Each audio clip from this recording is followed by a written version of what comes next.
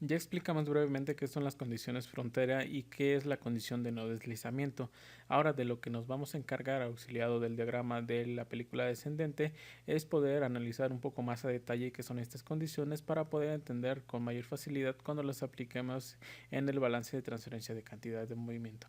Vamos a empezar con la primera condición que definimos, que es la condición de tipo Dirichlet. Esta condición nos indica que tenemos que tener un valor de la variable en alguna frontera del sistema. En este caso veamos lo siguiente, tenemos el plano cartesiano con con dos coordenadas, que es la coordenada en x y la coordenada en z, que en realidad son las direcciones. El fluido, como vemos, va en la dirección z, es decir, en esta dirección. Y el grosor de la película está dado en la dirección x, que es esta de aquí. Ahora bien, de lo que nos vamos a encargar es analizar las fronteras que están localizadas justamente aquí, en estas fronteras que están definidas acá. Bueno, primero vamos a ver lo siguiente. La frontera inferior, podemos llamarla así, es la frontera sólido-fluido, porque está enlazada, o bueno, está junto el fluido con la placa fija. En este caso de la frontera superior, lo que tenemos es fluido, fluido, porque básicamente estamos considerando el agua, por así decirlo, como ejemplo, y el aire que está en contacto. Esas son las dos fronteras de las cuales disponemos.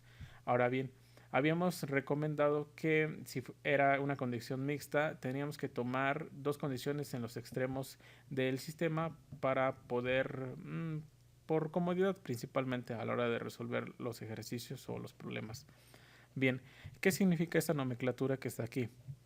Aquí tenemos la velocidad en la dirección z, esta es la dirección, y ahora tenemos la condición, en este caso, en la dirección x. Lo que nos está indicando es que básicamente en el origen, donde x igual a 0, es igual a 0, la velocidad es igual a 0 km por hora. Aquí se está cumpliendo la condición de no deslizamiento. Como habíamos dicho, cuando un fluido entra en contacto con un sólido, se va a crear una condición en la cual el fluido va a tener una velocidad igual a 0. Lo que estamos diciendo en general es lo siguiente. La velocidad en la dirección, disculpen la mala letra, en x, digo, perdón, en z, evaluado, este signo de evaluación es evaluado en la frontera del sistema para x igual a 0, es decir, x, como vemos, puede ir hacia el infinito, pero en este punto es el punto 0,0, es decir, x es igual a 0, z es igual a 0. Entonces, lo que tenemos ahí es la condición en el origen principalmente. Entonces, lo que estamos diciendo ahí es lo siguiente. Si x es igual a 0, entonces evidentemente por la condición de no deslizamiento lo que vamos a obtener es que la velocidad será igual a 0 metros sobre segundo o kilómetros por hora. Esto es lo que nos quiere decir esta condición Dirichlet. Ahora bien, la condición aquí, que es la condición Neumann,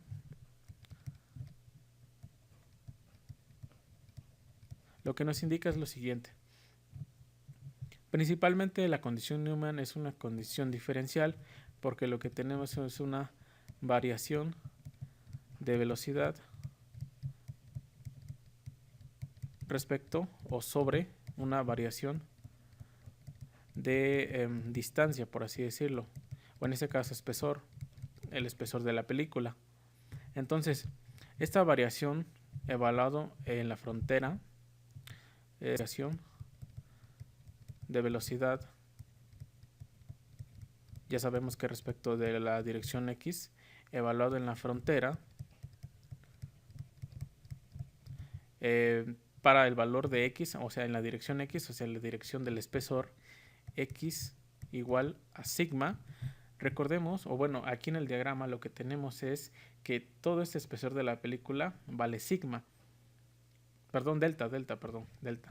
Esta dirección delta lo que nos indica es que en este punto de la frontera, donde es el valor máximo, donde tiene su valor la película,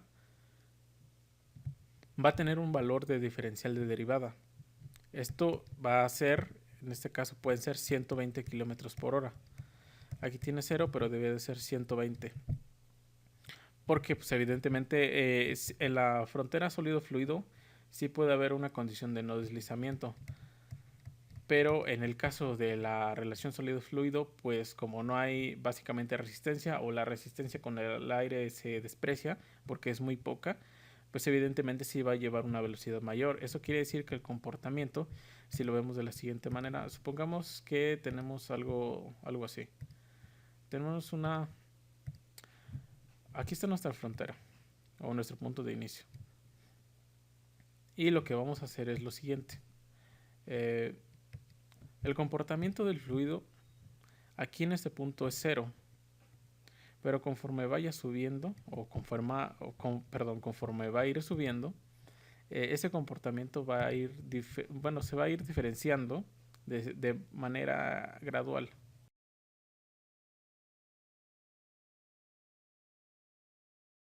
El comportamiento se conoce como perfil de velocidades. Y el esfuerzo cortante es algo similar. Esto que estamos representando aquí es la velocidad. Pero el esfuerzo cortante no es muy diferente.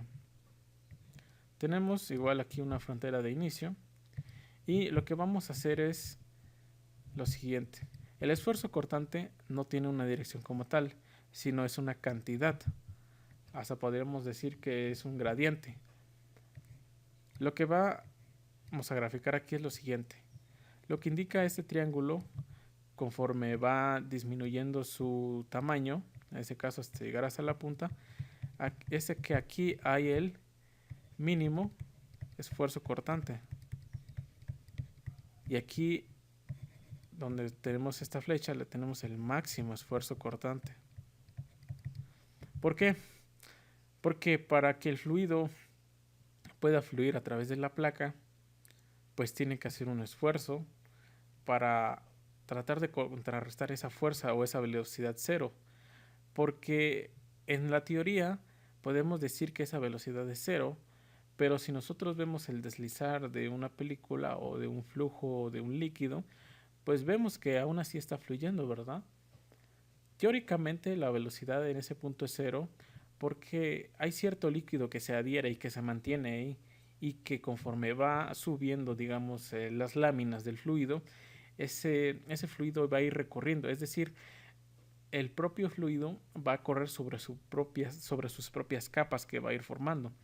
En la capa del intervalo, bueno, más bien en la interfaz del sólido fluido, pues vamos a tener una velocidad cero. Pero conforme vayamos aumentando el espesor de la película, la velocidad va a ir aumentando porque no va a tener resistencia. De hecho, la misma resistencia se va a ejercer por su propia viscosidad. Y en el caso del esfuerzo cortante, el esfuerzo máximo va a estar en la placa fija porque pues es la resistencia que tiene que vencer para fluir. En el caso de la frontera del fluido, que es el aire-agua como ejemplo, pues no tiene esfuerzo realmente que vencer porque pues es prácticamente despreciable. Eso es lo que se refiere a la condición de no deslizamiento y las condiciones de Dirichlet y Neumann.